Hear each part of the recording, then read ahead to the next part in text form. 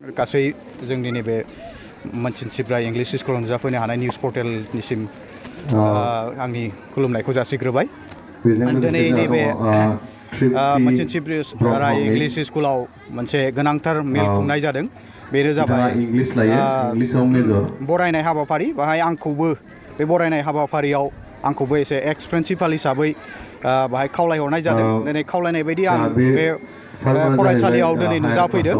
नुजाफैनानै आरो बे फरायसालियाव नुजाफैनानै आं जोबोद गोजोननाय मोन्दों। मानो होनबा बे बरायनाय हाबाफारिखौ गाजा गोमजायै बे फरायसालिया खुंफुंदों। बे खुंफुंनायनि थाखाय आं जोबोद गोजोननाय मोन्दों दिनैनि बे बरायनाय हाबाफारियाव।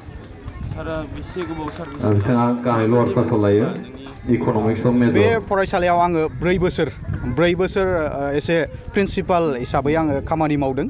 आरो आं जेसेबां हायो बे आंनि प्रिन्सिपाल मावनाय समाव बे फरायसालिखौ साबसिननिफ्राय हामसिन खालामलांनो आं जोबोद गोब्राबै नाजादों। आरो बे फरायसालिया आंनि साननायाव एसे आंनि समाव एसे मोजां जादों आरो मोजां जालांगासिनो दं आरो मोजां जालांबाय थागोन आं बेखौ आसा खालामदों। गार्जेन स्टुडेन्ट आरो कमिटिनिसिम मा बुंलांनो सानो?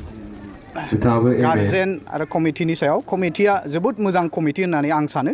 बे फरायसालिनि कमिटिफोरा गोबां सापर्ट होयो फरायसालिखौ मोजां खालामनो थाखाय। फोरोंगिरिफोरखौ प्रिन्सिपालफोरखौ गोबां सापर्ट होयो बे फरायसालिनि कमिटिया। बहुद मोजां आरो स्कुलखौ माबोरै डेभेलप खालामनांगौ बिसोरो कमिटिया नाजागासिनो दं। आरो आं गार्जेनफोरखौबो आसा खालामो सानोदि बे फरायसालिया जोंनि नोंसिनि फरायसाफोरनि थाखाय बेस्ट होननानै आं सानो। आरो आं गोबां स्कुलफोराव आंनि लोगोफोर मावनानै दङ। गोबां स्कुलफोरखौ आं नुबोबाय। खिन्थु आं सानो बे मोनसिनसिफ्रा इंलिश स्कुला सबसे मोजांसिन होननानै आं सानो। आरो आं दासिम आंनि मोन्दांथियाव आं साबसिन होननानै सानो आं दिनैसिमाव। दिनै जोङो मोनसे गार्जेनफोरजों कमिटिजों मोनसे जोंहा सावरायनांगौ हाबाफारि दङ।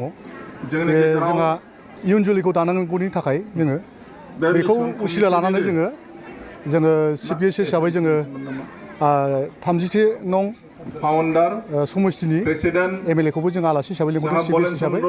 बेजों लोगोसे जोंनि इयुन जोलैखौ जोङो बोरैबा जोङो साबसिन खालामनो हायो नामा बेखौ लोब्बा लानानै जोङो जोंनि इन्डियानिफ्राय पद्मश्री बान्था मोननाय डक्टर मंगल सिं हाज'रिकाखौ जोङो लिंहरदों। बिथाङा फैगासिनो दङ।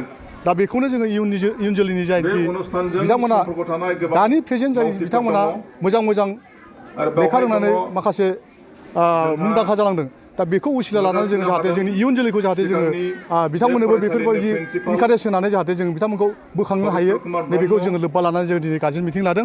जाहाथे बे गार्जेन मिटिंनि गेजेरजों जोङो जाहाथे माखासे जोङो इयुन जोलैनो मोजां बोसोन होनानै गार्जेनफोरखौबो जोङो मोजां उत्स होनानै जाहाथे जोङो फरायसालिखौ जों मोजां साबना हामना खालामनो हायो। बेजों लोगोसे जोङो दिनैसिम जोङो आङो आफादगिरि 2013 निफ्राय दिनैसिम आफादगिरि जानानै आङो दिनै बे MS इंलिश स्कुला जोंहा फेलआनो गैया। आरो जोङो 100% आव 100% लादों। जोङो फार्स्ट डिभिजन लेटार लाजोबनाय जों फरायसुला आरो फरायसुलिफोर जों मोननो हादों। दा जों खस्थ'नि गेजेरजों दा बेखौ जोङो बिनिफ्राय आरो साबसिन जों खालामबावनो थाखाय जोङो बे MS इंलिशखौ जोङो थांखि दङ, जोंहा मिजिं दङ। हाबाफारियाव जोंहा बेनो जोङो माखासे जोंनि फरायसुला आरो फरायसुलिफ्रा बोरैबा जोङो बिथांमोनखौ साफा सानै फैयैफोरखौ जों फैबावनो हायो। गार्जेनफोर माने इहुलाफोरखौ जोङो सांग्रांथि खालामबावनो हायो।